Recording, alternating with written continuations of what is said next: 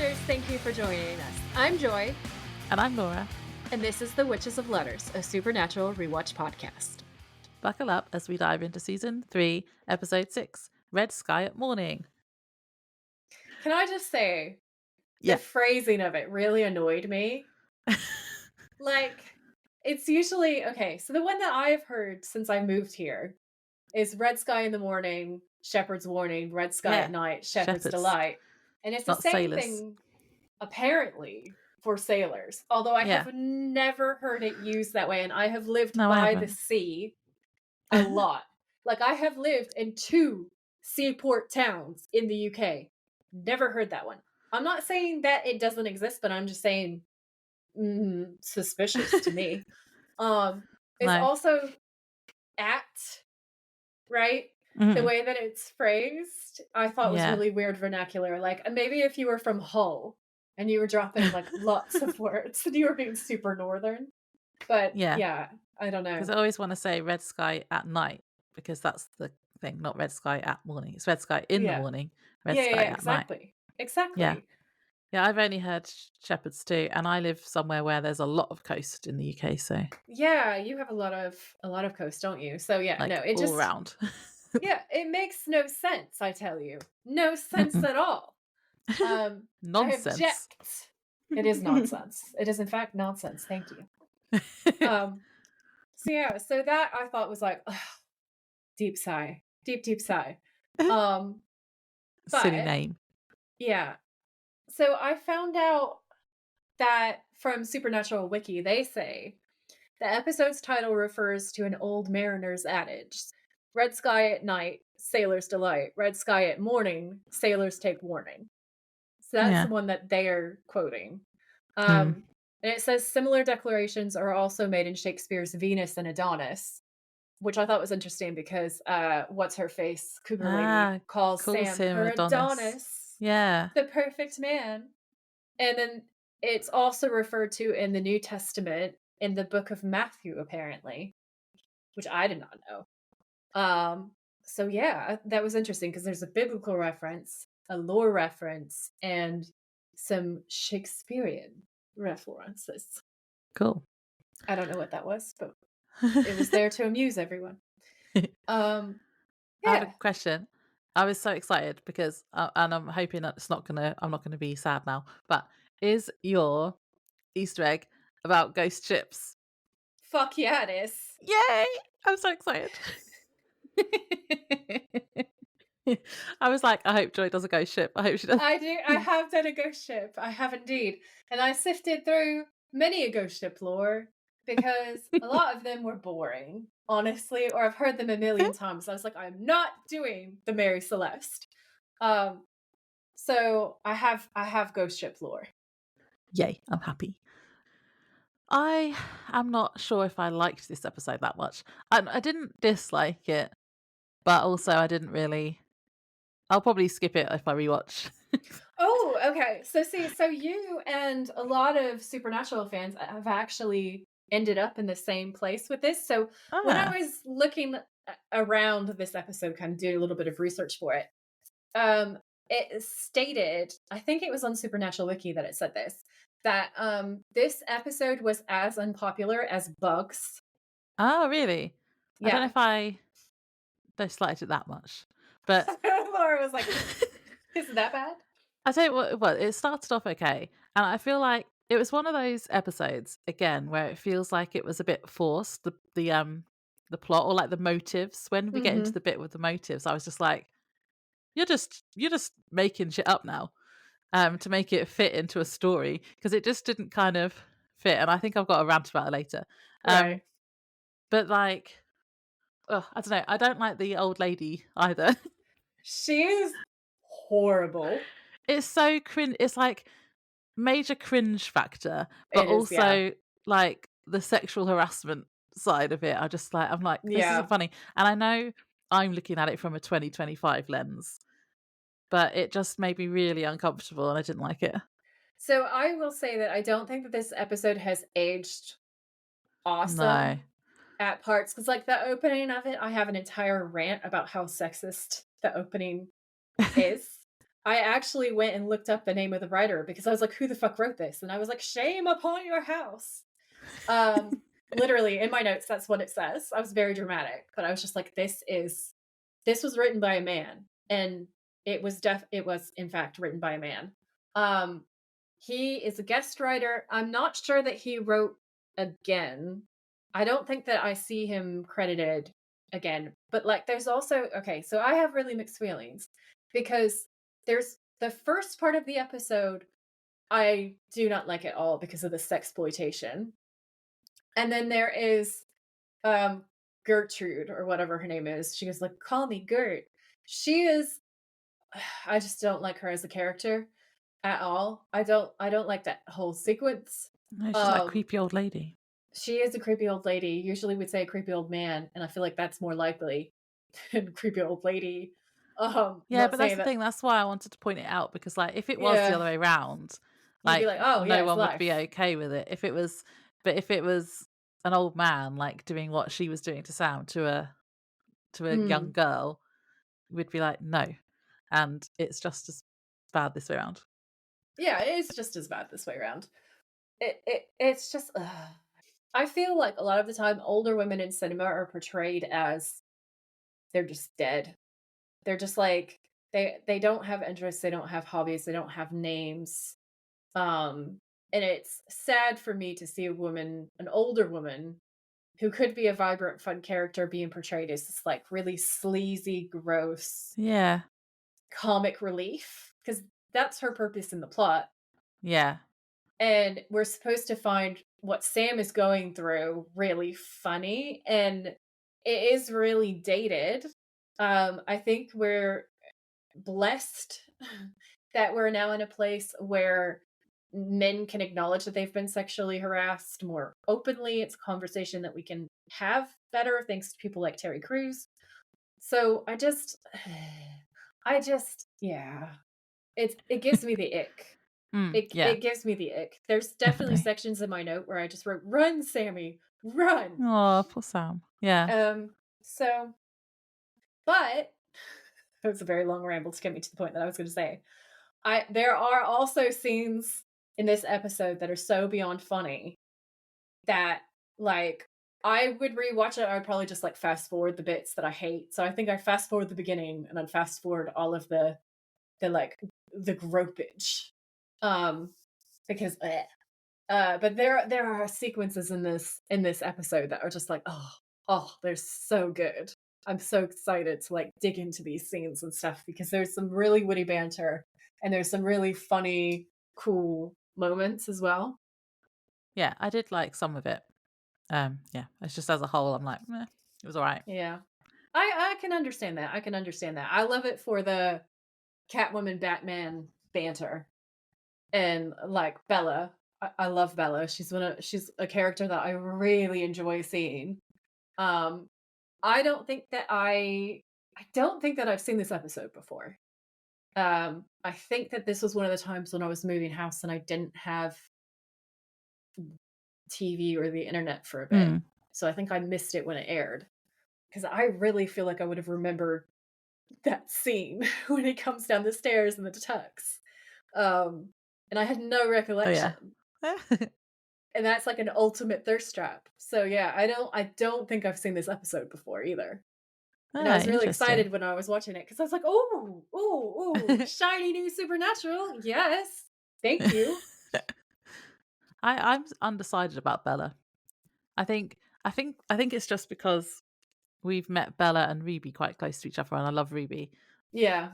and Bella's just a bit of a bitch, isn't she? But um, I do think it's funny how she plays off against them. I can see, yeah, I Yeah. suppose I do like her as a character. Yeah. Yeah. I like her as a damaged, sardonic, badass female entrepreneur, you know? I think she's pretty excellent. She can be kind of a pill, but she's really awesome, and I feel like she has her reasons, so I love her. I also might be biased because I think I can kind of remember some stuff that happens later on, and so I know more about her Mm, background story and stuff. So like there's things that I will probably excuse in her behavior because I know where she's coming from now. Yeah. Um, You have the benefit of hindsight. it adds a lot of depth to her character. So I'm looking forward to more Bella episodes, honestly.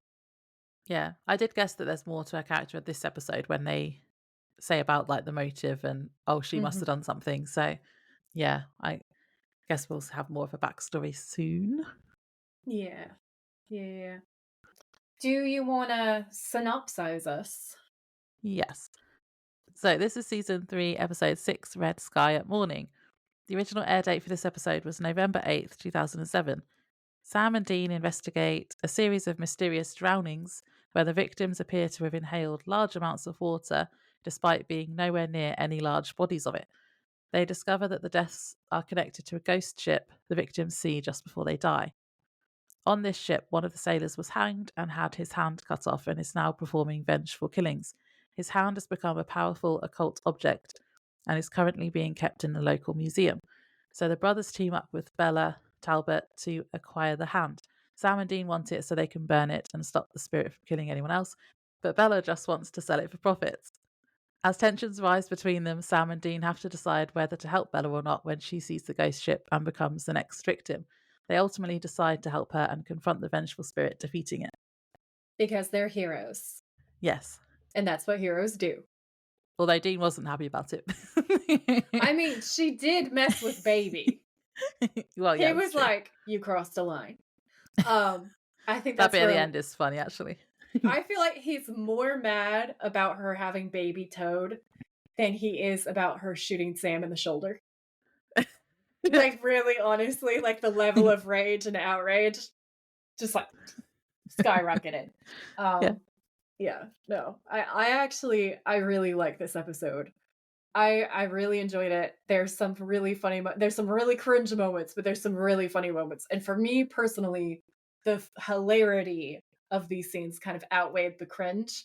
Um, See, this will be interesting. I feel like you might end up swaying me to find the good things by the end through sway, talking about it together. sway. Yeah, we'll have to see. We'll have to see. So we open on a marina and a woman is running along the dock. She drinks from a water fountain that is just apparently there for some reason, looks up when she hears thunder and sees what looks like an old pirate ship or a sailing ship glide by, then disappear. It's a ghost ship. And then Ooh. I wrote, that's another movie we can put on the list of movie episodes that we can do. Oh yeah, yeah. I like that. Um, I wrote down, "Ooh, a ghost ship. Fuck yeah."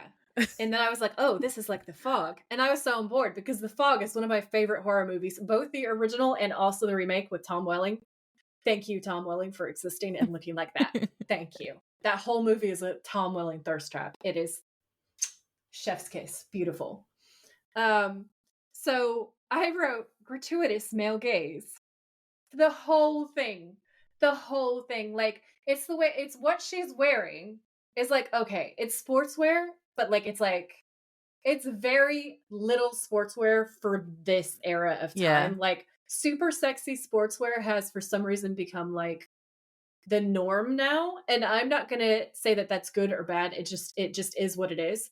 But like back in the oddies, okay, I do not feel that this was the norm. Like, I do think that this was very specific costuming. It was a very specific choice. There's a very specific choices made about the way that she's running, how long she's holding her Yeah. mouth open while she's drinking the water. Like, the whole thing is just male gaze. Okay. And then it gets Yeah. worse. It gets worse.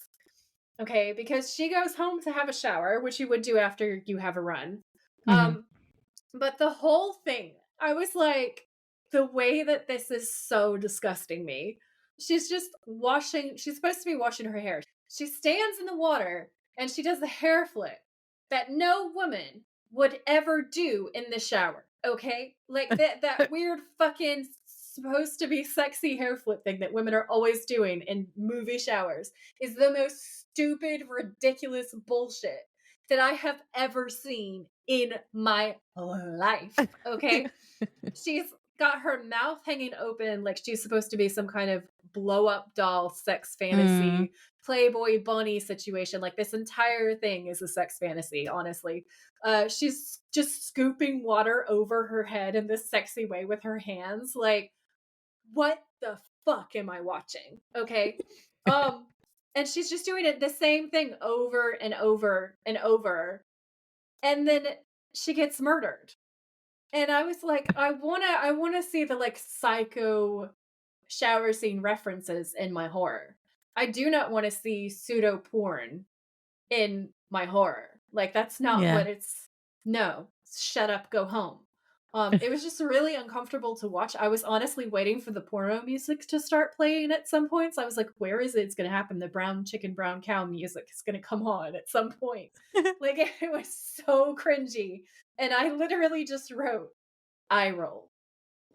Yeah. I did notice that her mouth being open all the time as well, actually. Yeah. And, like, you see at some point, magically, soap suds happen on her hair without us ever seeing her shampoo because she couldn't possibly do, like, a scrunching motion on her head or actually wash her hair because that wouldn't be sexy. That wouldn't be appealing. So, no. It just appears and she's just doing the same thing. She's just like, "Ah." I can't. I hated it so much. I was like, I feel like this is ruining everything for me. The attack in the shower is pretty lackluster too. You don't really I don't remember seeing much of it's just like a dark figure. Yeah, it's And like a then shadowy figure walks by her and you kind of see from her in the shower someone yeah, walk past and then he's behind her. yeah. And then he slams her against the wall of the shower. Um, Yeah. but you just see her hands sliding down. You don't really see the attack. Yeah. That All right. This was a horror version of Titanic. With her hand at the end. that is amazing. That's amazing. Gold stars trophy. Like that's the best. Yeah. That was really really good. I feel like they were trying to play into that primal fear that we all have of like you're vulnerable, you're naked, you're in the shower, you're washing your hair. There might be soap in your eyes. Your eyes are definitely closed to not get soap in your eyes. And there's that moment where you all of us have thought at some point that there's someone there. It's just a normal human subconscious awareness of threats, I guess. And it's supposed to hit that button, but I could not get from outraged to scared at all. Like it's just the horror was very lacking in the opening sequence. Yeah. So then we get the title card and then we see the Impala driving down a road at night and Sam and Dean are arguing. All right. This is becoming a bit of a theme. There's just brother fights in the car all the time. Yeah. And it ends with one as well. I think I've got a comment about it later. Basically, Dean has worked out because there's a bullet missing from the Colt that Sam must have gone to see the Crossroads demon like he said he wanted to. In the previous episode's car argument, Sam acts dumb to start with, but then admits to killing her, and Dean asks if it means he's out of his deal, and Sam explains that someone else holds the contract, so no. And then Dean says they should find out who that is, and sarcastically says, of course, our best lead would be the Crossroads demon. Oh, wait a minute. Yeah. And Sam's like, that's not funny. And Dean's like, no, it's not. It was a stupid freaking risk and you shouldn't have done it. And I just thought that part's honestly really hilarious. Yeah. Yeah. My notes here are just that are they going to just take it in turns saving each other forever? And be really angry about it. Yeah. Yeah. That's just gonna be the show. That is the whole show. Sam and Dean saving each other and being really mad about it. It's the whole show. I figured it out Yeah, already. you've cracked the formula. Yeah. So then the next scene, they're inside Gert's home. Sam and Dean are impersonating officers of the law again. And they're interviewing a witness who's holding this framed photo of the drowning victim, the girl who was just murdered. Yeah, he was called Sheila. I'm sorry, but she was not a Sheila. That's not a no. She didn't look like a Sheila. No, that's the miscasting. Yeah, Oh, so I also have a note to say the old lady has green eyes. My conspiracy continues. amazing. Okay. So she's saying she doesn't understand that she already went over this already with the other detectives. And Dean makes an excuse about saying that they're from the sheriff's department, not the police department, and that they're different departments, which I thought was a funny line. I did Um, pick it, but it was because do you remember we had a big conversation about it on one yeah, I episode? do. Yeah, it was like one of the first 2 episodes, I wasn't think it? we might have cut it out because it was so long. Yeah. So yeah, so then uh Gert starts looking at Sam like he's dessert, and it gets really uncomfortable real fast. Mhm. Um and Gert says that she found the body in the shower, and Sam says that she drowned in the shower, like asking her, and she says that's what the coroner says basically. But she doesn't understand how anyone could possibly drown in the shower. And then Sam asks about her behavior before she died and did something seem weird. And then Gert is like, "Oh, you're working for Alex." And they're just like, "Yes, Alex," especially Dean, who's a very good con man. Dean's just like, "Yes, Alex and us are like we're like best buddies." Um then the boat thing comes in, the boat angle comes in because Gert says, "Well, yeah, Sheila mentioned something quite strange before she died. She said she saw a boat." And Dean's like, "A boat?" And Gert says, "Yeah, one minute it was there and then it was gone. It just disappeared right before her eyes. You think it could be a ghost ship?" So that's what's interesting is because I don't think ever before has the person who they're like interviewing about the supernatural brought up the supernatural thing to them. Yeah, that's true. That has Hmm. never happened. It was like, what is going on here? And that they were really thrown. So Sam's like, yeah, it could be, but he's also being actively creeped out by this old lady. And I just wrote, "Oh my god, stop touching Sam." And then I wrote, "Ew," with Yeah. 1, 2, 3, 4, 5, 6, 7, 8, 9, 10, 11 W's to express my full disgust because she starts stroking his finger in a really suggestive way. Yeah. And it is very, very disturbing. Uh, Sam looks wildly uncomfortable, and Dean Mm. thinks that it's hilarious, apparently, which, like, I disagree. Yeah. I disagree personally. But And you anyway, can that's tell Sam basically. is uncomfortable right from the beginning. Oh, he's a 10 out of 10 uncomfortable. We're all uncomfortable, honestly. Mhm. Because it's like he's young enough to be her grandchild. Like the age gap is real. You know what I'm Yeah. saying? Like that's bleh, Yeah. bleh. Don't like it. No, I sounded like a sad baby goat just then. That's the sound of ultimate disgust for me. Sad baby goat. So yeah, so we go to the next scene and it's at the docks. So Dean and Sam are walking down the docks and there are all of these boats. Like this is very clearly like a rich paradise for people. There's lots of yachts. Like it's very well to do. It's very fancy. Picture a very upper class seaside town, and you'll basically have it. Um, and Dean's saying, "What a crazy old broad." And Sam's like, "Why?" Because she believes in ghosts. And Dean's like, "Look at you sticking up for your girlfriend, you cougar hound." And Sam just says, "Bite me." And Dean says, "Hey, Yeah, not if Dean. she bites you first." So who's this Alex? We got another player in town. Sam's like, "Maybe, maybe not. It doesn't really change the job." Dean says, "And what looked like a ghost ship, right?" And Sam says, "Yeah, it's not the first one sighted around here either." And Dean's like, "Really?" And Sam's like, "Yeah, every 37 years, like clockwork, reports of a vanishing 3-mast clipper ship out in the bay, and every 37 years, a rash of weirdo dry land drownings." It's time for my Easter egg because I have found a real ghost ship that very much Ooh. mirrors the lore drop that's happening right this very second in the episode. Okay, so a little bit of folkloric background about ghost ships. So, in some folklore and superstitions, a ghost ship or a ship appearing out of nowhere is seen as a harbinger of death or an omen of doom, often associated with the idea of a cursed vessel or a sign of impending tragedy. So, it being a death omen is really common in maritime folklore and superstitions. So, examples of this would be the Flying Dutchman, the Wyoming death ship, which is what I'm going to talk to you guys about because she appears every 25 years in a very specific Ooh. place. So it's like 35, 25 is it's very like very much the same and all the descriptions sort of matched up, I thought. So then you have just a sort of general concept. So in some of the stories, ghost ships are abandoned vessels without crew or passengers, and they just kind of drift aimlessly. And these are also historic cases too, where they'll just find a ship. It'll be completely empty of people, There aren't always signs of a struggle or anything like that, and we just don't know what happened. And those are the Mm. freakiest ones as far as I'm concerned. So it's Um, like a ghost ship, like literally like a ghost town. Like there's just no one there, just rather than it abandoned. actually disappearing, Yeah, like a disappearing ship. exactly. So some of them are phantoms, and they have this entire supernatural element to them, and some of them are like literal, real wood plank ships that have all this mystery attached. Ooh. And it is really fascinating. So we're going to dive into the death ship of the Platte River in Wyoming.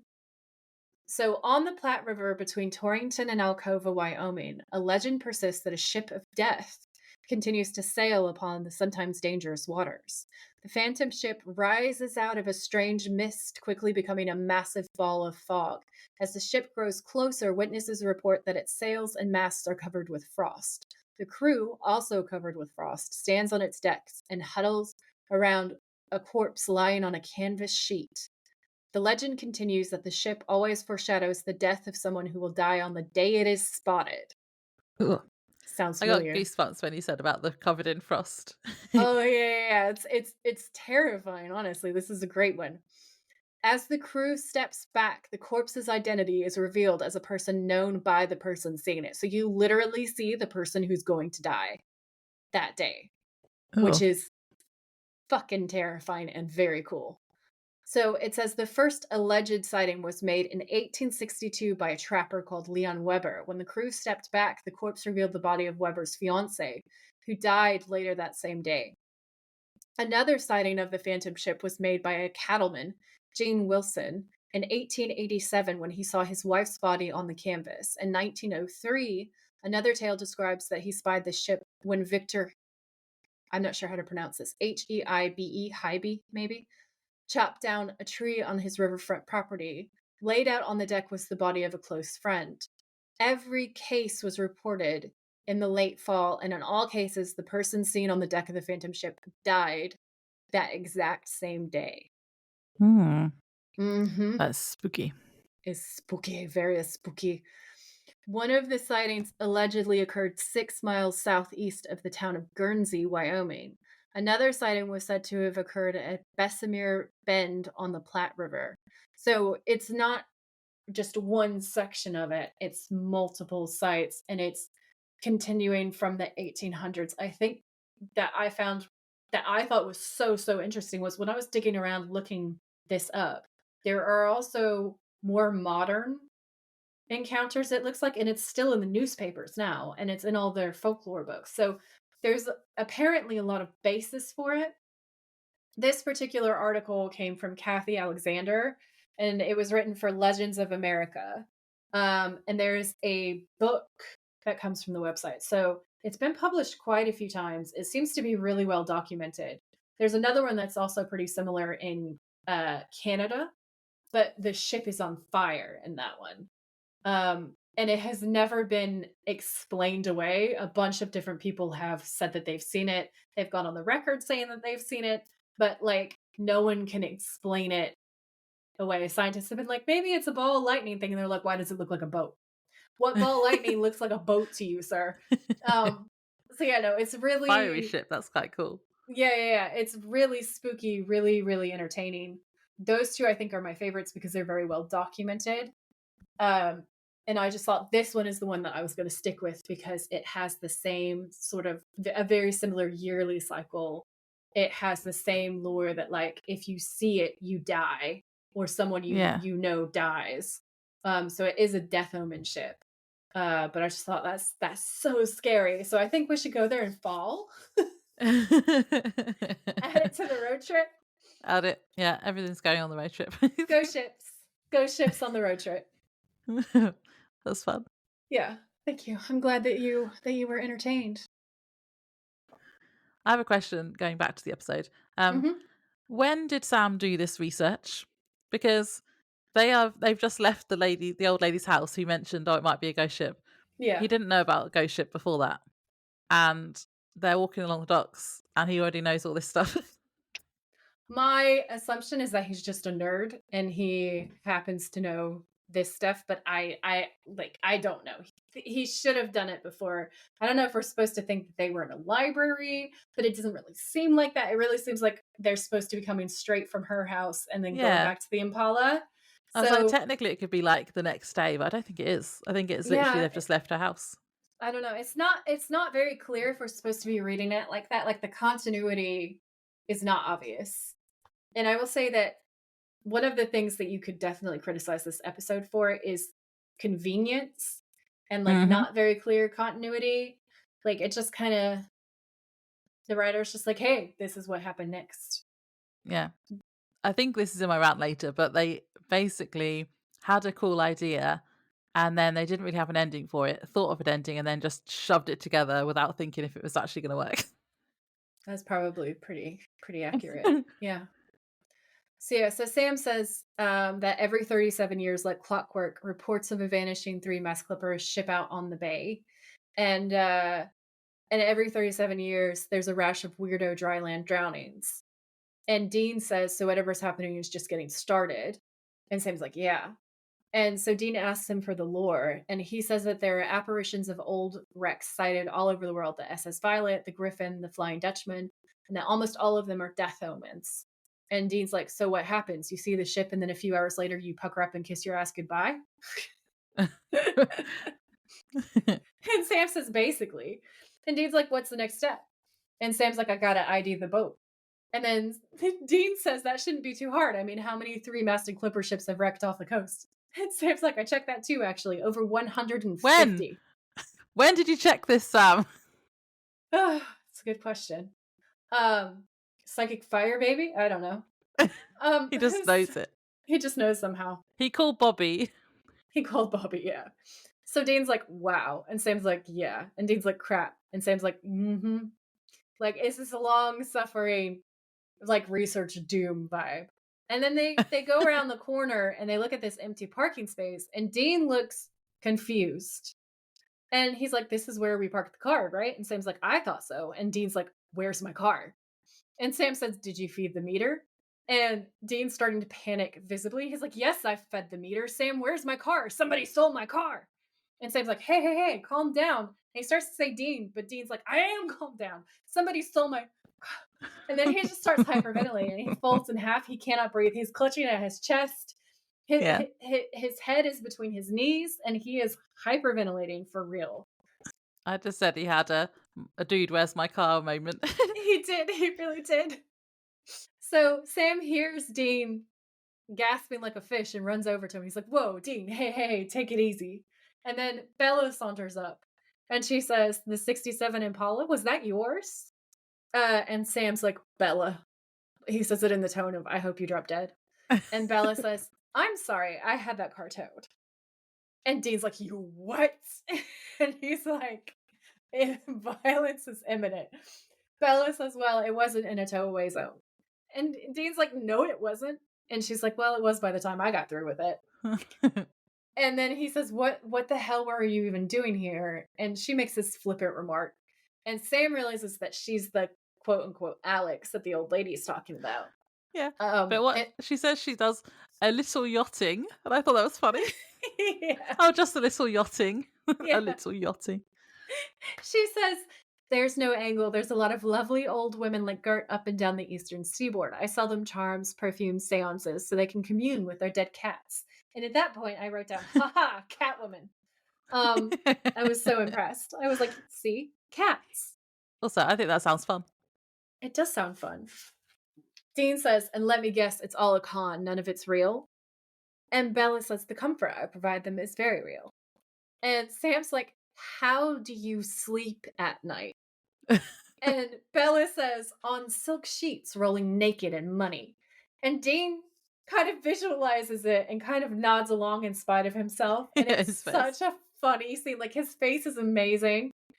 And she says, really, Sam? I'd expect the attitude from him, but from you? And Sam just turns around and looks at her deadpan and says, you shot me. Yeah. Which is a very valid point. She did shoot him. And Bella says, I barely grazed you. And Sam looks so angry. And Dean kind of shrugs and kind of like nods along, like, yeah, it's true. She barely hit you though. And I thought that that was so funny. And then to Dean, she says, cute, but a bit of a drama queen. Yeah. About Sam. And that was also hilarious to me. I don't know if Laura found it hilarious. I found it hilarious. And Dean says, you do know what's going on around here. This ghost ship thing is real. And she's like, I'm aware. Thanks for telling Gert the case wasn't solved, by the way. She's mad because she doesn't get her payday. And Dean's like, but it isn't really closed. And she's like, yeah, but she didn't know that. And now she's demanding full payment. So then she says that they better go and find the Impala before the people who've impounded it find all the illegal weapons in the trunk. And then she just turns around and sashays away and says, ciao. And I was like, this is such a Catwoman vibe, honestly. Um, and Dean turns to Sam and says, can I shoot her? And Sam says, not in public. That was funny. It's one of my favorite lines just ever. Can I shoot her? Not in public. I did like that bit. I forgot about that quote. I haven't got that in my favourite quotes, but that should be up there. That is definitely my favorite quote. That is so funny. Also, where's my car? And Dean like hyperventilating, folding himself. He's just like, I have never seen him panic like that.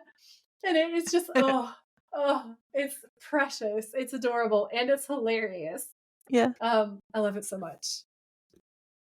So then the next scene, it's nighttime, and we see a man cleaning his teeth before bed. And the shadowy figure walks past in the foreground, and the man senses something and calls out. Oh, and he also has green eyes. Just saying. I'm just going to notice this all the time now. I think that they are either only hiring green-eyed actors or they're digitally changing everyone's eye color. That's my conspiracy theory. Oh, okay. I'll buy it. So he goes back to cleaning his teeth, but then he sees in the mirror that the bath behind him has been filled with green water, obviously because they love green. He goes to the bath confused, turns off the tap and tries to pull the plug to let the water out, but nothing happens. And he leans over the water looking in. And at first I thought he was going to put his hand in, and I was like, no! But instead a hand shoots out of the water and grabs him by the neck and chokes him. Yes. And there's also visual effects attached to this. And I wrote, hee hee, eyeballs. Because it makes it look like instantaneously his face goes purple and his eyeballs start bulging out of his head. And I thought it was hilarious. Like, I know it was supposed to be scary, but it made me laugh. I also have my notes for the scene, which say, oh, look, an average white man who is allowed to be murdered with dignity in his pajamas because he is not a girl who has to die attractively in a shower scene. And naked, yeah. Yeah, exactly. Oh. Thank you. I was proud of that. Yeah. So then we cut to a distraught man being interviewed. He's saying the police said he had drowned, but Bella, who is pretending to be a reporter and is the one interviewing him, says she's so sorry for his loss. And my initial notes were, ooh, have we got some representation for gay couples in this mid-2000s show? And then I put, oh no, of course not, because it turns out to be his brother. Yeah. Sad. But yeah, Bella's being a reporter, and she asks about the ship his brother saw before he died. And then Sam and Dean interrupt, pretending to be law enforcement again and flashing their badges. And then Dean says, ma'am, I think this man's been through quite enough. You should go. And they make Bella leave. And then they ask him themselves about the ship his brother saw. And he describes the same sort of ship in great detail and explains that he also saw it because they were night diving together. Convenient. Yeah. And then Sam notices Bella talking to actual police officers and probably telling them that Sam and Dean are not, and nudges Dean to alert him, and they make a swift exit. That whole scene is so funny, though, because they call her the forbidden bug. Dean compares, he says they're like roaches. Sorry you had to deal with that. And Bella hears him and gives him this death glare, which is when she goes over to the real police to say those two suspicious. Okay. So basically they cut her off and then she fucks with them. And it's just like this back and forth. And I have a point system where I give points to Team Batman and points to Team Catwoman every time they like mess with each other. So in that one, they both came away with equal points. But yeah, it's literally hilarious. The banter is great. Yeah. I would also like to note that I didn't bring up the cockroaches. Thank I was you. being nice. You were being nice, and I appreciate that, and I shall not prank you. I could have taken this moment to thank you, and I didn't. It's true. You were very good. So then we cut to Sam and Dean loading shotguns, and the camera angle is looking up at them from the trunk, what I call a Quentin Tarantino shot. Yeah, well observed. And then Bella comes up behind them saying, I see you got your car back. And Dean says, do you really want to come near me when I've got a loaded gun in my hands? So good. She tells him to mind his blood pressure. Yeah. She asks why they're still here when they have enough info to ID the boat. And Sam says that the brother also saw the boat, which means he's going to die if they don't save him. But Bella doesn't care about that. I put, she's so cold, colder than Gordon, and that's saying something. And then Dean says, no, because they have souls, so they're going to try and save him. And then Bella says, well, she's actually going to find the ship and put an end to it. And then Dean confronts Bella about how she acts. Oh, yeah. So Dean says, hey, Bella, how'd you get like this, huh? What, did daddy not give you enough hugs or something? And Bella says, I don't know. Your daddy give you enough? And it's cutting. It's like, ooh, the shot lands. And she says, don't you dare look down your nose at me. You're not better than I am. And Dean says, we help people. And she's kind of scoffs and says, come on, you do this out of vengeance and obsession. You're a stone's throw away from being a serial killer. Whereas I, on the other hand, I get paid to do a job and I do it. So you tell me which is healthier. And I was like, oh. And Sam says, Bella, why don't you just leave? We've got work to do, because he does not have a good comeback, and neither does Dean. Because it is kind of true. Yeah. Yeah. That's the thing. She has a point. Okay, she has a point. We've called them serial killer before. We have. I thought that line was great, honestly. So I feel like she won that round. And when Points she to said Catwoman. it, I wrote, ooh, yeah, she gets the point. So it's now nighttime again, and Sam and Dean are watching the brother, who's called Peter, from their car. Sam is looking through some documents about the two brothers, basically saying that they went to good schools and inherited a lot of money. So why did they see the ship? I don't understand that, though. I didn't understand what the point of that was. Well, I think he meant that they have this life of luxury that they've always had, and so what could they have come up against that would mean that they would have done something? Like, I think he assumes that people do things like that out of desperation, which is just Sam being like kind of cute and naive. That's how I interpreted it. Okay. And Sam asks what all the victims have in common, and Dean says maybe nothing. And Sam says, well, there's always something. And then Peter, he must have noticed them staking out his house, comes out to confront them. And Sam tries to explain that they are there to help him, but he tells them to stay away from him and runs to his car and drives off. But as he drives off, his car loses power. And Dean says, that can't be good. And Sam says, no, get the assault gun. It's never good when anything fails in the show. Yeah, no, especially cars. Especially cars, or when radios turn on by themselves. Yeah, it's never good news. And then inside Peter's car, he notices a man in the rearview mirror and turns around shocked, but then there's no one there. But then he appears in the front passenger seat, and we can see he's dripping wet and dressed like an old sailor, sort of. He turns to face Peter, who's trying to get out of the car, and he touches his face, and then Peter starts spewing water like he's drowning, but in no water, and this was horrible. And he dies. Yeah. My notes on this scene say, oh my god, what did he call baby? Because he says that they're not cops because they're driving a piece of shit car and they're dressed in shitty clothes. And I immediately wrote, I hope he dies. And then the pirate ghost comes up to kill him, and I wrote, ooh, yes, pirate ghost. And then I wrote, good job. Nobody calls baby a piece of shit and lives. Oh, baby. Yeah. She's a queen. How dare he? And then he got into a fucking phlegm-colored Mercedes. That was just so boring, honestly. I was like, literally, how dare you? I was outraged. So then Sam and Dean make it to the car, and Sam tries to get Peter's attention through the window, but sees the spirit, pirate man. And then Dean appears at the other side and shouts, Sam, who ducks as Dean shoots the ghost, because he loves shooting ghosts. It's his favorite thing. His favourite thing. They unlock the car and we realise that Peter is dead and we hear thunder in the background again. That actually reminds me, I think it was in my preamble and I didn't say it, that this episode actually reminds me of quite a lot of the season 1 episodes. Yeah. Like the pilot and like Hookman. It was that kind of vibe. Yeah, like strong urban legend monster vibes, yeah. I think that's one of the things that I enjoyed about it.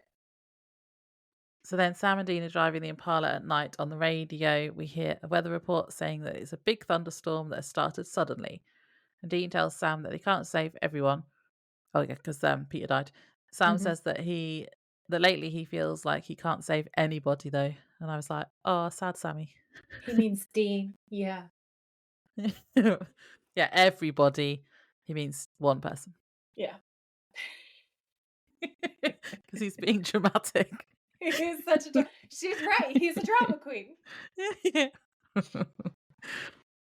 Oh, poor Sammy. Anyway, so then it's morning now, and and I wrote, "Is this a hotel or are they squatting in a house?" And then Bella literally comes in and says that they're squatting. So I was like, "Oh, okay then."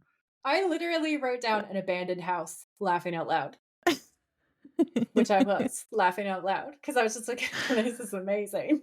Yeah, it's interesting because they always in hotels or not an abandoned house. It's different. Yeah. Yeah, yeah, yeah. Where Um, are they stealing the power from is my question. hmm.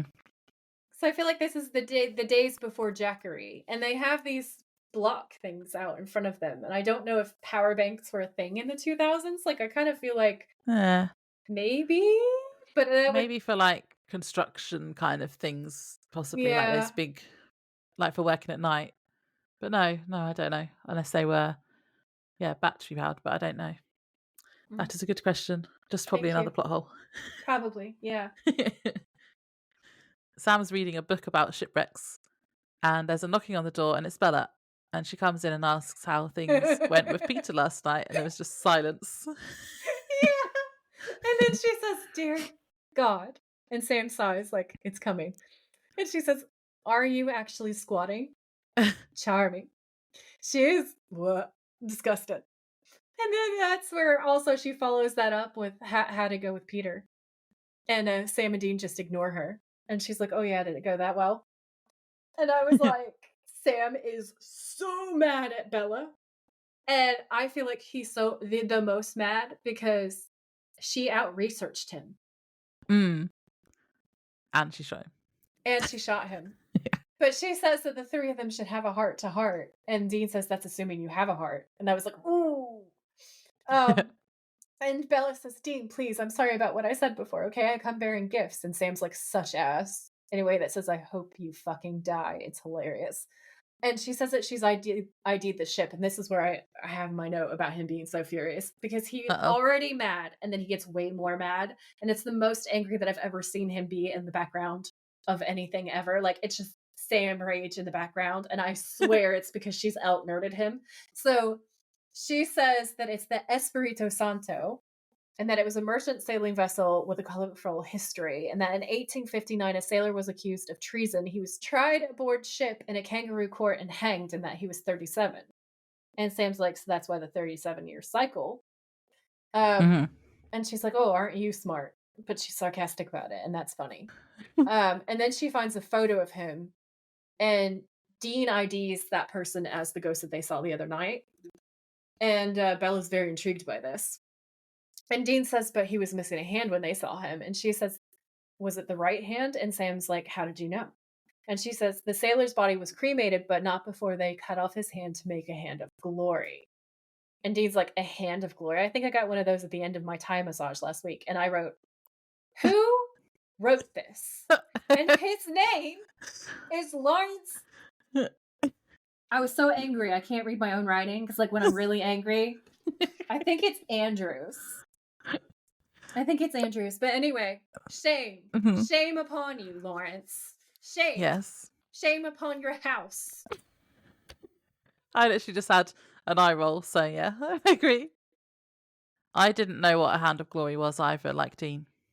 You didn't? I'm going to tell you all about it, okay? Because this is my other Easter egg. They So sound rank, they are just for what I just know in this episode. disgusting. Just so just bleh, disgusting. Um, so Sam says the right hand of a hanged man is a serious occult object and it's very powerful. And Bella says, so they say. And Dean's like, oh, this officially counts as remains then. So if we burn this, then the ghost is going to go up, is his theory. And it's just like, yes, obviously, that's how we solve this. So it doesn't, Sam says that it doesn't explain why the ghost is choosing the victims. And Bella says, who cares why? Find the hand, burn it, and stop the bloody thing. And Dean's like, I don't understand why you are helping us, basically. And Bella's Yeah. basically like, well, I know exactly where it is. And I need your help to get it. And Sam says, what kind of help? And Bella smiles at him like a shark. Okay. A shark. So before we go to the next scene, which is also brilliant, um, I'm going to tell you guys all about a Hand of Glory. You can see more about this in my show notes where I have pictures of the Hand of Glory and what it actually looks like. But the Ew. basic summary is that it is the dried and pickled hand of a hanged man, often suspected of being the left, because there's this concept that the left hand is more sinister than the right hand. But then there's also folklore to state that it was the hand that committed the crime. So if most people are right-handed, then some of them would be right-handed. So it Mm. could kind of go either way. So I've this, always grown up hearing that because I'm left-handed, and my great grandma was left-handed, and she said she used to get beaten for it, like yeah, at school and stuff. my mom wouldn't let me do things. So I was ambidextrous. My dad left-handed, my mom right-handed. And I kind of wonder if I was actually would have been left dominant, but she wouldn't let me use my left hand. Yeah. So I don't know. So it says old European beliefs attribute great powers to a hand of glory. The process for preparing the hand and the candle are described in 18th century documents with certain steps disputed due to difficulty in properly translating the phrases from that era. The concept has inspired short stories and poems since the 19th century. So the Victorians were like, ew, this is gross and weird. We love it. Can't get enough Yeah. because of the Victorians. So there's an illustration of a very common occult illustration of it where you have a hand and then there's a candle coming up from the hand as if it's giving the middle finger, but that is how a lot of them are illustrated. So according to it, the lore, a candle made from the fat of a malefactor, so someone who'd committed criminal acts, the worse Ew. the better, who died on the gallows, lighted and placed as if in a candlestick in the hand of glory, which comes from the same man as the fat and the candle, would render motionless all persons to whom it was presented.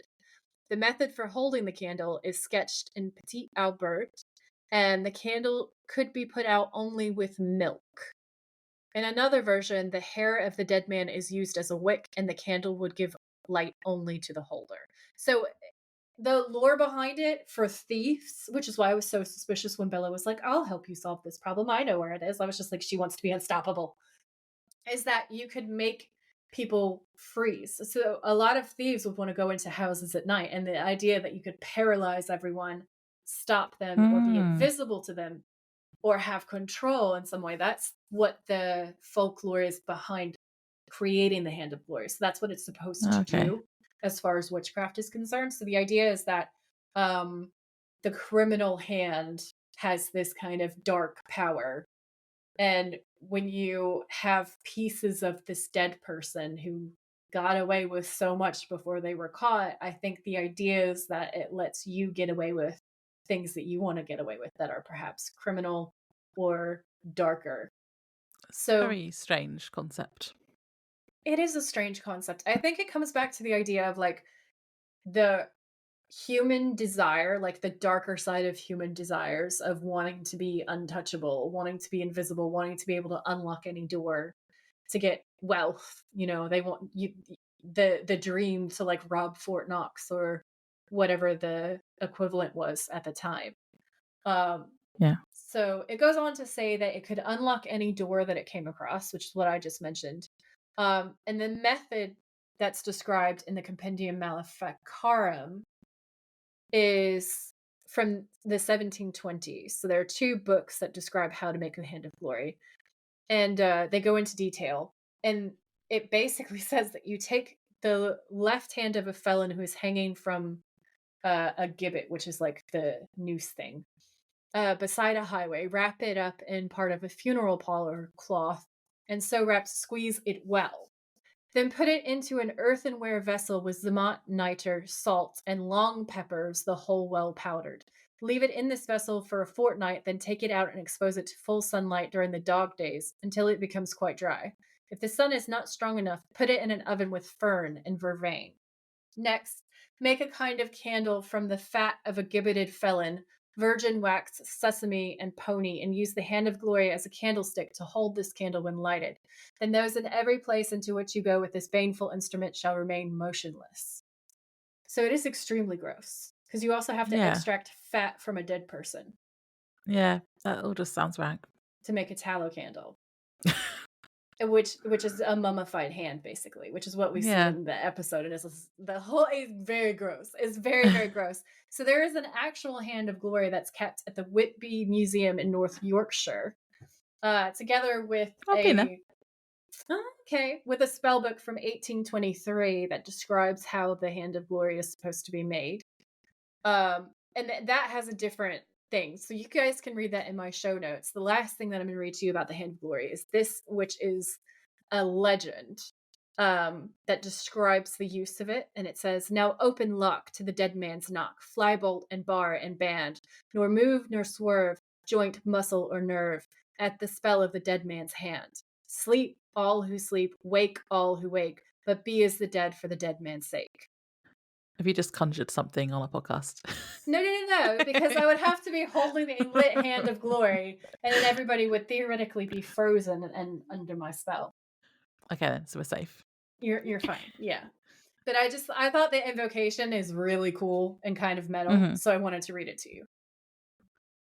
So it's nighttime, and the abandoned house is filled with all these lit candles, and Bella is looking really fabulous in this like black, sparkly sort of, she's wearing a black dress and this super sparkly giant diamond necklace, and she's looking very like Bond girl. Catwoman goes to a ball in order to like steal a bunch of shit. Like she's going undercover as one of the very rich people. This was very James Bond, this whole bit. They played the 007 music. Yeah, That's well, I the think part it was that got me. similar. I think it's similar, but it definitely sounds like James Bond. Like when he he's coming down the stairs. It's not literally the 007 music, but it's their version of it. That means that they won't be sued into the ground for making a musical reference. And it's just like, oh, it's amazing. So she's saying, what is taking so long? Sam's already halfway there. And then she pauses with his date to make a dirty joke, which is kind of funny. Horrible, but funny. And Dean's like, I'm so not okay with this, but we don't see him yet. And she's like, what are you, a woman? Come down already. And then the James Bond-ish theme tune plays as Dean comes down the stairs. And she's like, oh my God. You can see her like taking this breath of shock because it's Jensen Ackles in a fucking tuxedo looking insanely good. And the James Bond music is like so on point. It's perfect. It's just like, oh, I had a spiritual experience watching this. I swear, this is a thirst trap to end all thirst traps. So he says, all right, get it out. I look ridiculous. And she says, not exactly the word that I would use. And Dean's like, what? And Bella says, when this is all over, we should really have angry sex. And then there's this silence. And Dean looks at her and thinks about it. And then like processes things. You just see his face go through all these. Is she serious? Yeah. Oh my God, she's actually serious. Yeah, he's trying to work out if she's being serious or not. Trying not to show her that he's happy about that. So he just says, don't objectify me. And he looks really offended. And then he says, let's go. But then the camera catches like when he's walking by. So Bella doesn't see, but when he's walking by to leave the house, you see him smirk. Like he is just like so happy. Yeah. He's thinking, I'm hot stuff and she wants me. Yeah. It's amazing. Either that or he's thinking, I'm having hot hate sex later. But like, it's one of my favorite things that I have ever seen. Ever. Yeah, it was good. Yeah. And he does look really hot as James Bond. Oh yeah, 100%. And he does this little happy head tilt as well when he's like, yeah, she wants me. And I wrote, shut up, this is amazing. And then I also wrote Batman/Catwoman. I love it so much. So at the museum, Dean and Bella arrive, and as they walk in, Bella looks at Dean annoyed and asks if he's chewing gum, and he totally is. Yeah. And then he gets rid of it by sticking it to a fountain. Yeah. And I wrote, she's had enough of him already. I just thought it was so funny. I kind of like underlined it as something that I thought was amazing. But I didn't have any really specific notes. I just wrote the chewing gum scene and then like 3 exclamation points. Yeah. She's just like, oh my god, what have I saddled myself with? Because Yeah. Dean is not good at blending in with rich people. Like he's not rich people and he doesn't know what he's supposed to do. I would have thought he would have like swallowed the gum, but no, it's sticking it to like this silver water fountain or whatever it is. It's just the worst possible move, and it's so funny. They walk in, and then we cut to Sam and old lady Gert, who calls Sam an Adonis, Mm-hmm. and then she just keeps feeling him up. Sam excuses himself and goes to find Dean and Bella at the bar, and he complains to them and asks how long he has to entertain Gert. And Bella says as long as it takes, and Dean points out that they needed Gert's invitations to get there in the first place. Because I was like, why was this even coming about? So he's explaining it here. Yeah. They needed her to get in. And then he tells Bella, come on, and tells Sam that he wants all the details in the morning. And then when they walk off, Gert comes over with 2 glasses of champagne, and she says, to us, and they drink, and Sam downs his. Sam is like, gonna get so drunk right now. yeah, the only way to get through it. And I wrote, Sam is really hot in this scene, by the way, because he's gelled his hair back a bit. Yeah. I just wrote, run, Sammy, run. Yeah, literally. Poor Sam. Poor sweet Sam. So Sam and Dean walk through to this less crowded room talking in these undertones to each other, and Bella comes up and says private security. And Dean says, I don't think so. Look at the way they're standing. They're pros, probably state troopers moonlighting. And she says that they're posted to every door too. Because again, she's Catwoman. Dean says, yeah, I don't think we're gonna be able to waltz upstairs. And she says, what do you suggest? And he's like, I'm thinking. And Bella says, don't strain yourself. And then there's a pause. And she says, interesting how the legend is so much more than the man. Meaning that people have made him out to be this awesome, amazing badass, and yet she's unimpressed because like she thinks he's an idiot. Yeah, it's great. It's Catwoman and Batman, I swear to God. So Dean gets mad and says, you got any bright ideas? I'm all ears. And she says, okay. And then she just goes, ugh, and then she faints into his arms, and he catches her like a gentleman. And it's hot. Okay. It's amazing. Yeah. Although I have to say, no one else seemed bothered at all that someone just fainted. Everyone else is just standing around. I feel like it's rich, swanky people. I feel like they're used to the theatricals. So yeah, so he catches her and kneels down with her on the floor, and then he's a good con man too. He is on the money, right? He's Batman, okay? So he's going along with Catwoman's schemes, and he says, "Honey, are you all right?" And he looks around and calls a waiter over and says, "Waiter, hi, my wife had a severe shellfish allergy. There's no crab in that, is there?" And he sounds so concerned, and the waiter's like, "No, sir." And he's like, "No," and then he swipes it and starts eating it. I was like, even now, he's finding a way to grab a snack. And it's just amazing. So then a guard comes up and asks what's wrong, and he basically says that she's drunk and that she's a lightweight. And is there somewhere that he can kind of lay her down until she gets her Celix back? And the guard says, yeah, follow me. And he starts taking them to a private area upstairs, which was, of course, the plan all along. And Dean says, right. And then he hands the purse off, picks her up, and lifts her. Okay. And it's just, swoon worthy. And then he says, come on, you lush. Yeah. God, I love it so much. So then he drops her on a sofa. This was funny. Yeah, he just chucks her down. He's just like, and then he says to the guard, because to make an excuse of why he's just dropping his apparently precious wife, he says, you think she's a pain in the ass now? Try living with her. And so the guard is basically walking out and doesn't see what's happening. So Bella's eyes pop open, and she silently, I think she's plotting her revenge. You know, it definitely has that vibe. Yeah.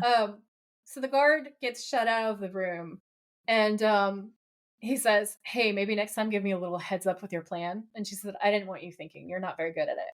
And I was like, points to Catwoman. And he just kind of exhales.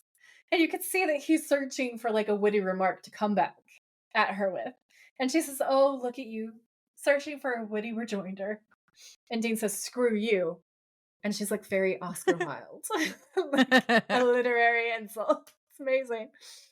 And she just says, "Room 235. It's an electric glass case wired for alarm. I'm sure that won't be a problem." And Dean goes, "I'm sure that won't be a problem." He sounds like an angry Muppet on his way out. I laughed so hard. Because you can't think of a comeback, so he just repeats her. And the last shot is of her looking like incredibly pleased, like she's won this round, which to be fair, she did.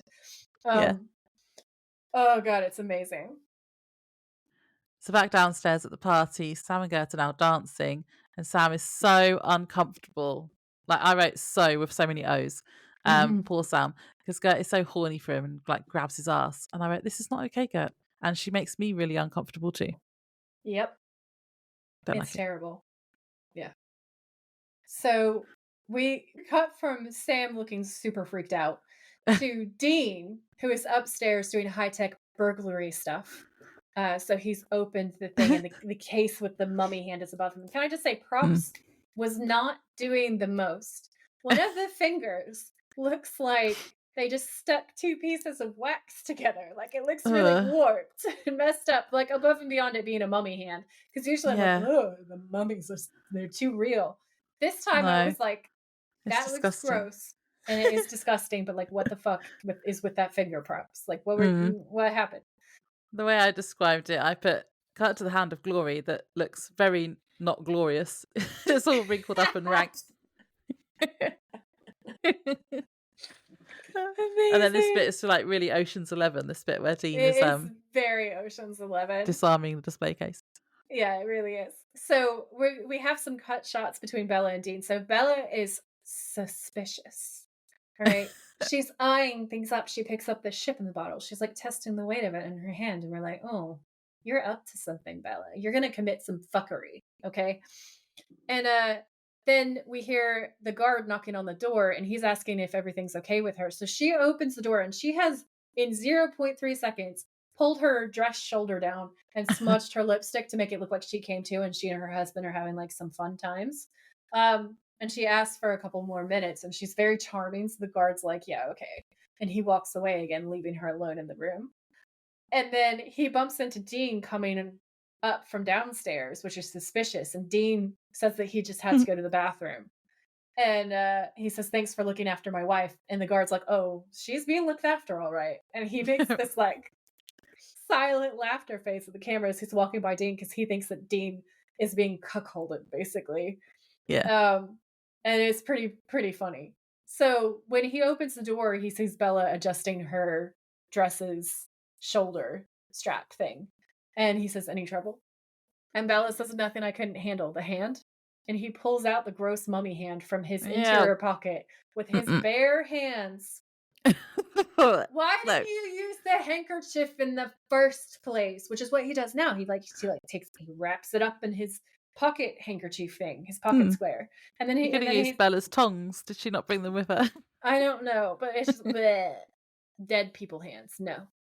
Um, and Bella says, "May I?" Like she wants to take it. And Dean's like, "No." And then he puts it away again. And she says, "It might be more inconspicuous in my purse." And Dean's like, "Nice try." And she's like, "Oh, I'm just trying to be helpful." And Dean says, "Well, sweetheart, I don't need your kind of help." And he just sort of puts the hand back in the jacket pocket and kind of walks away from her. Before we move to the next horrible scene, I just wanted to point out that Dean's concentration face when he was disarming the display case was a thirst trap. Yes. Agreed. Agreed. Yeah. Um, so we cut to Sam and Gert, who are still dancing, and Sam says, "Man, this is one long song," which I thought was funny. He's like, "Someone please save me." It's a tango, I think too. He looks so annoyed. He like just looks pissed off now. Yeah. Gert is asking about the investigation and says people have been talking about the Warren brother deaths and asks if he thinks it's connected to Sheila's. And Sam says, yeah, basically. And Gert says they had it coming in a biblical sort of way. And Sam's like, what? And yeah, I was like, what as well?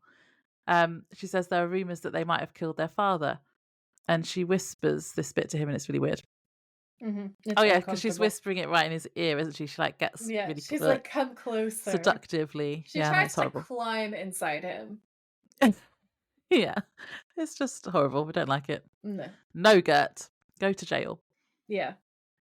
And then Sam asks if Sheila had any connection to them, to the brothers, and Gert says no. And Sam asks if she had any tragedy in her life, and she says, "Oh yeah, actually, Sheila was in a car accident when she was a teenager, and she survived, but her cousin Brian was killed." And then Bella and Dean turn up, and Bella asks if they're having a nice time. Gert tells her that Sam wants her, and I wrote, "No, you delusional old lady, he doesn't." Yeah. And Bella says that she's gonna take Gert away for a cold shower, like Yeah, she's she bloody needs rescuing one. Sam. Yeah. Yeah. But of course we know that she's just making an escape because she's managed to pickpocket Dean. Yeah. I did wonder where she had done this. It was like basically straight away. Yeah. But as she leaves, she says she'll see them at the cemetery. And then Dean turns back to Sam and says, "You stink like sex." So does he? This is the most uncomfortable face. That's what you should Mm-mm. picture that I'm making at this point in time. Yeah. So Sam says, "Please tell me that you got it and that I wasn't getting groped all night by Mrs. Haversham for nothing," which is funny because that's a Dickens reference and she's a creepy Mhm. old lady too. So, and Dean's like, "I got it, Poor Sam. Mrs. Who?" Because he's not illiterate, but he's not literary either, is he? Mm. Um, so Sam says, "Never mind, just let me see it." And Dean goes to pull it out of his pocket, and then he starts looking like, "Oh," because he's unwrapping it, and it's a ship in the bottle that Bella was eyeing up, and then you're like, "Ah, she's looking for a similar size and a similar weight to the hand."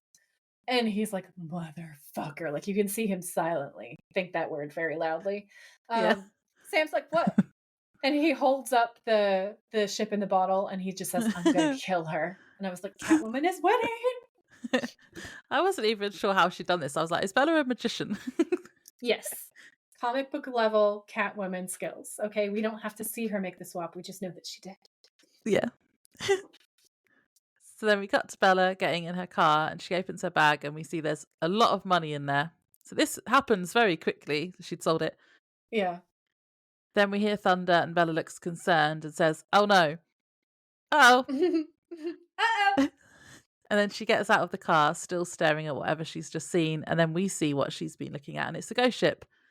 And then I put, now she's going to have to ask Sam and Dean for help, and they won't want to because she's a bitch.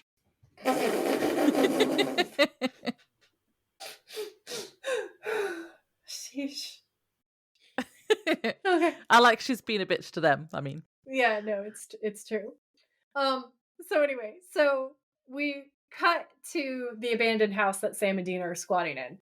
And he's looking at the ship in the bottle. So Dean is examining it by the light of the candles. And he's like, "You know what? You're right. I'm not going to kill her. I think slow torture is the better way to go." And Sam's like, "Dean, you got to relax." And Dean's like, "Relax." "Oh yeah, I'll relax. I can't believe she got another one over on us." And he is furious. He like shouts the last part. Um, and Sam looks up and says, "You." And Dean says, "What?" And Sam says, I mean, she got one over on you, not us." I love this I bit. laughed so hard. And they're just like, "Thank you, Sam. Very helpful." And then there's a knock, and it's Bella. And she's like, "Hello, could you open up? Just let me explain." And Sam and Dean look at each other, and they're like furious.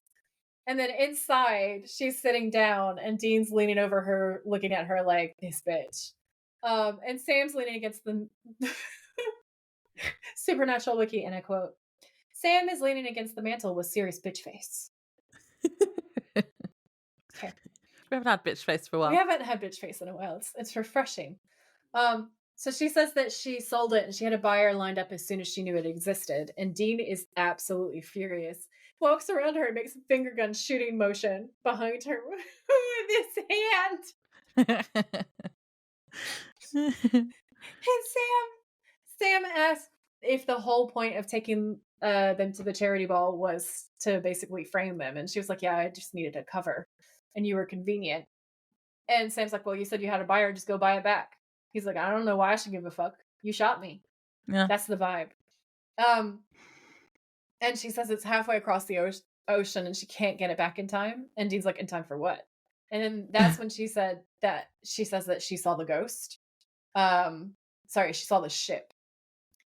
And Dean's like, "You what?" And then he's like, "Wow, I knew you were an immoral, thieving, con artist bitch, but when I thought my opinion of you couldn't get any lower." And Bella's like, "What are you talking about?"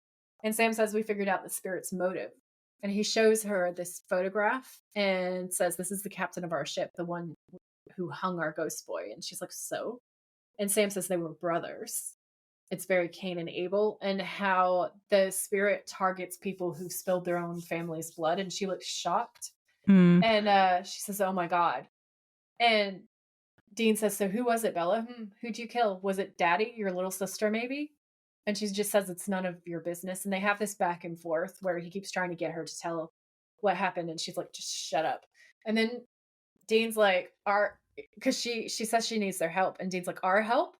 How could a couple of serial killers possibly help you?" And Bella's like, "Okay, that was a bit harsh. I admit it, but it doesn't warrant a death sentence." And Sam says, "That's not why you're going to die. What'd you do, Bella?" And she's like, You wouldn't understand. No one did. Never mind. I'll just do what I've always done. I'll deal with it myself." And she turns to leave.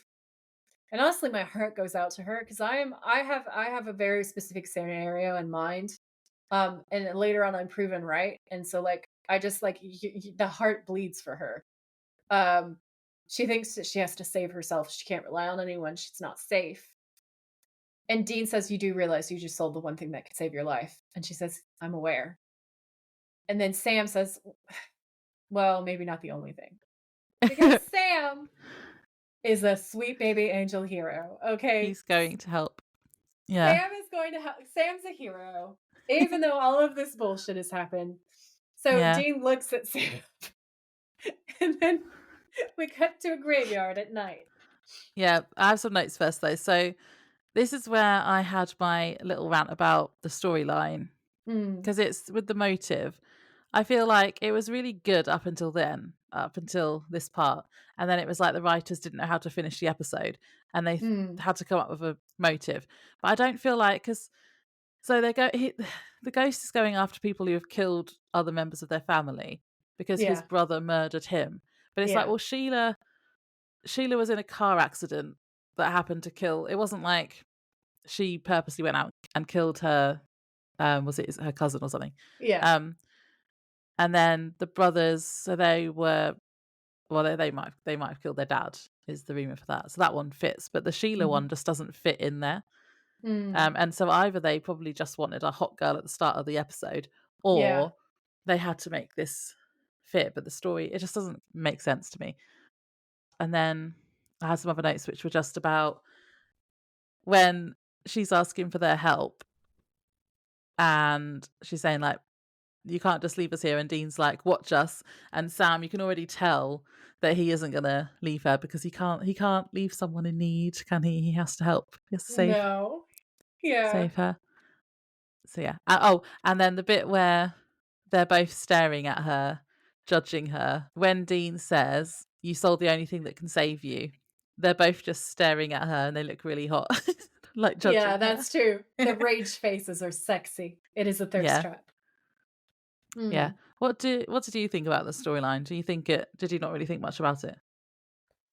I I thought it felt a bit shoved together. Mm, Um, yeah. I thought that the lore is a lot less important in this episode than the character development, and I feel like we see more character development, but like at the expense of the lore instead of the way around where it should be, where the lore is guiding everything, which is what you get when Kripke writes the episodes, Shiban writes the episodes. You can tell that this is not like the usual writer. This guy is like a pitch hitter. What do you call them? Pitch hitters? I don't know. Baseball analogy. Um, so yeah, so like he's just come in to fill space. Like sometimes they just get random guest writers in for an episode, and that this is one of those occasions. And Ah, okay. it's so that I think that's why it feels off because it isn't what we are used to at all. Mm. Um 'Cause it's a cool idea. It's like, we're gonna have an episode about Ghost Ship, and then they've sort of written the episode and then realised that they need an ending. yeah, The whole ritual thing, it's like, when did you find that out? Why don't we hear about that earlier? If you know what this Yeah. ritual is, like, why didn't we try it before? I mean, maybe Sam found out about it afterwards and was always going to use it to save the next person or like to try to intervene in the cycle. But there's so much that gets skipped over that Yeah. Laura's right. I do think it's kind of hard to reconcile. I do think this episode has some slightly jagged edges. It doesn't really fit together smoothly. Um, it just feels a little bit like a slightly strange puzzle that's been put together a bit wrong. Mm. It makes sense that it was a different writer then. I Hmm. suppose that's just why it's. Yeah.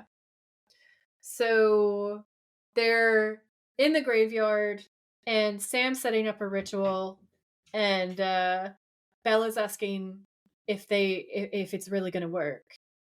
And Dean says almost definitely not.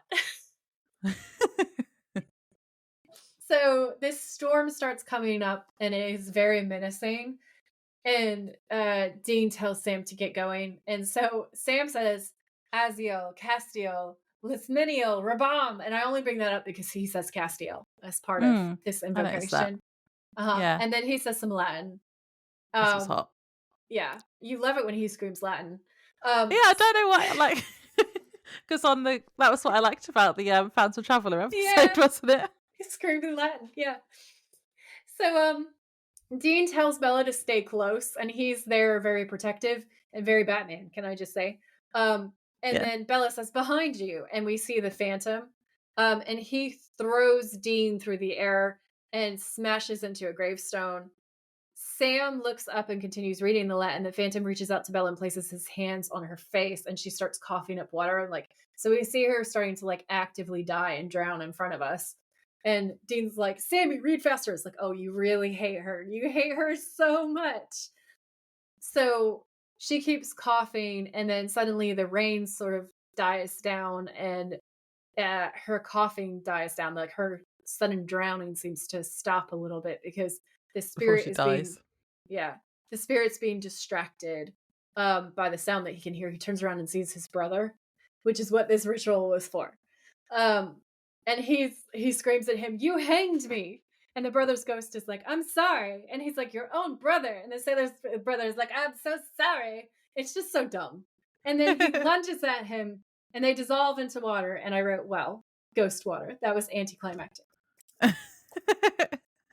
Yeah, it just like lunges at his brother and it's a big watery splash. It was really lame. Like really, really, really lame. Yeah. My notes I've written, this episode has gotten a bit stupid now. I forgot I wrote that. Yeah. I was just like ghost water in the same tone that we say demon dust. I was like, oh, ghost water. Ghost water.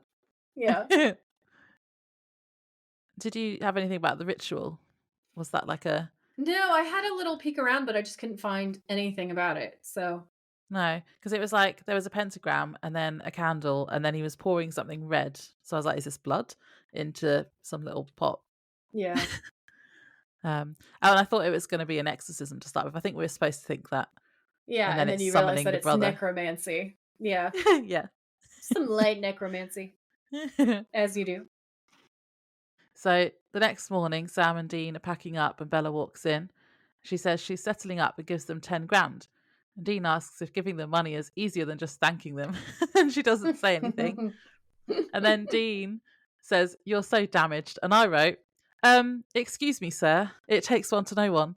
And then Bella says, "It takes one to know one." Yep. And I wrote, oh my God, that's what I just said. Yeah. Same person. I love it when I do that. Yeah. It's great. So then she says goodbye, and Sam says, she got style. You got to give her that. And I was like, they love her secretly. And Dean's like, I suppose. It's begrudging, but you're just like, shh, Batman, you love Catwoman. And Sam says, you know, Dean, we don't know where this money's been. Like, ew. And well, she's probably been rolling around in it naked at night time. And her silk sheets, yeah. I mean, Dean would have been very happy about that, I imagine. So Dean says, no, but I know where it's going. Yeah, and I wrote, he's so happy, he's probably going to spend it all on a vibrating bed at the next motel.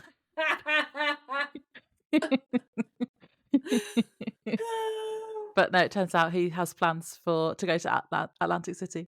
Yeah, yeah, yeah, to yeah, he wants gamble to it instead. gamble it all away. So, Sam's like, "Are you serious? Are you serious?" And Dean's like, "Yeah, let's play some roulette. Always bet on black." Um, and then he says, "I want you to understand why I did it," because he's talking about selling his soul.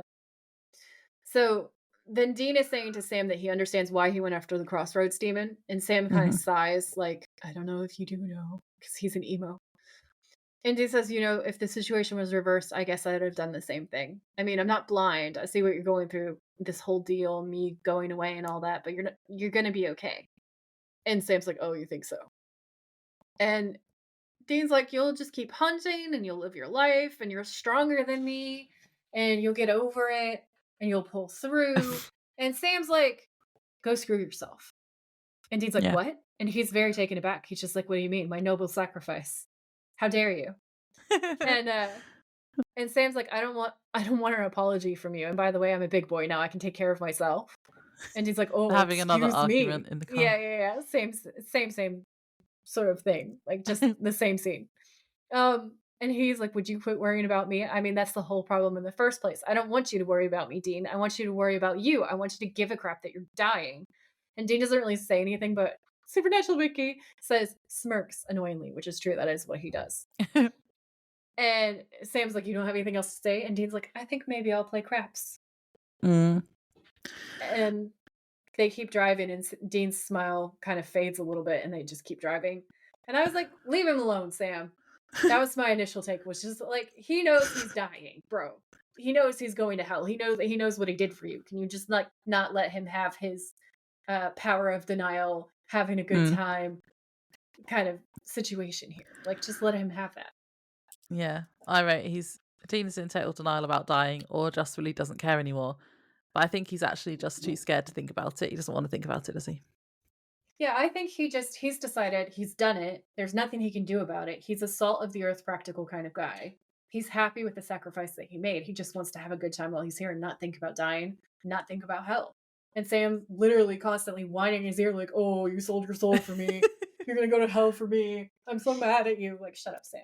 I love you, but Yeah, no. but Sam probably feels guilty a little bit as well because he's gonna have to spend the rest of his life knowing Dean dies to save him, which Yeah, might so make him feel guilty.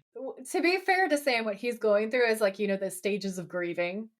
And one of the Yeah. stages of grieving is anger, and he's at anger. And he's very angry at Dean for doing this, which, I mean, I understand. If I was in that situation, I would also be angry at Dean. So I do understand it, but I also get Dean's point of view too, where it's just like, it's gonna happen, so just leave me alone. Let me have fun. I'm gonna just take Sam's side because I always do. Yeah, that's fine. Although he is being a drama queen as well. Mhm, mhm, mhm. And that was the end, wasn't it? Was that That the was end? the Yeah. end. That's the end. Oh. Do you have any final thoughts or just games? Games, please. Okay. What did you have for villain hot or not? Not hot. I put the watery man guy. I thought kind of to start with, but you couldn't really see his face until the end, and then I decided no, not hot. No. And the first 30 seconds, I was like, is he a sexy pirate ghost? Yeah, that's what I thought to start with. Yeah, and then I But was then I very was like, quickly like, nah, nah, not nah, really. no, not hot. Episode scare rating. None. It is none scares. There are Well, no I scares. I put there were scary moments, but not scary overall. I put the wet spirit guy. I keep calling him different things. What spirit guy? I thought he was quite menacing, Mm, and he reminded me of the season one monsters, like I said before. He's a bit like the woman in white and the hookman, in a good way. yeah. And then the drowning scenes, I didn't like the bits where people were like choking on water. That was scary, Mhm, unsettling. mhm. So I gave it a 6.5, which I think is probably a bit high actually. I'm gonna give it a 0.1. 0.1. Yeah. um, well, what was your favourite quote then? Don't objectify me. That was a good one. Um, I just had Sam's Latin at the end, or I had three options, or Oh, Sam three. saying, "Man, this is one long song." But I'm gonna take that one out because I just don't like the whole old lady bit. Yeah. Um, or the bit where Sam says, I mean, she got one over on you, not us, and then Dean saying, "Thank you, Sam, very helpful." I But yeah. really like that one. I also like, "Where's my car?" Oh yeah. His whole meltdown. Um, What was the bit we had right at the start, and we both said that was a good quote? I've already forgotten. hang on. There's the silk sheets moment because that's pretty funny. I think it might have been around there. Oh, can I shoot her? Not in public. Oh yeah, that was it. Yeah, I liked Yeah. that one too. Yeah. That was great. There's no motel. No, just a house they squatted in. I didn't have any notes for it either because I was like, that's not the game. It's not the game. Oh, first trap. Dean 007. Ah, yeah. I have Sam reading Latin at the end. And I also liked when they're judging Bella at the end too. Near the end. Yeah, that was good. Yeah, That was good. angry reading of Latin does it for me apparently. It really does every single And time. shovels. Yeah. Shouting Latin and shovels is the way forward. Or throwing, like chucking altars around. Yeah. We love a good altar Or being a tossing. human shield. Yeah. They're all my thirst traps. Yeah. MVP? Dean 007. I put Sam for having to put up with being sexually harassed by an old lady all that episode. Or sexually assaulted, really. Yeah. So like if we're gonna be technical, then it should either be Sam or Bella, I feel like, because without her plotting, they wouldn't have heisted the heist. Yeah. And without Sam being a human shield, but in a different way, they wouldn't have heisted the heist either. And he also figures out how to break the curse at the end and saves Bella's life. So I feel like it is actually Sam. Yeah, I think until that bit, if Bella hadn't become a victim, I think it would have actually been Bella, wouldn't it? Because she did the actual helpful research. Yeah. But yeah, then Sam saves her at the end. Yeah. Yeah. So that was all the games. All the games. Yeah. So next episode will be really exciting because we have some guests coming on. We do. We do have guests. We have guests coming on from Prophecy Girls because it's kind of vampire-y episode. We thought it would cross over well because they're a Buffy rewatch podcast. Yeah. So if you have missed the previous announcement that we dropped, this is your reminder that you definitely need to tune in next week for something really special and really fun. Yeah. I'm excited. Me too. Do you want to say goodbye to the people? Yeah, bye. Bye. Thanks for tuning in. If you like this episode, please rate, review, and subscribe. We would be very grateful. And if you know someone who would enjoy it, please share. You can find us on Instagram at the Witches of Letters podcast, or you can email us at thewitchesofletters@gmail.com. Until next time, stay safe out there, have each other's backs, and always keep fighting.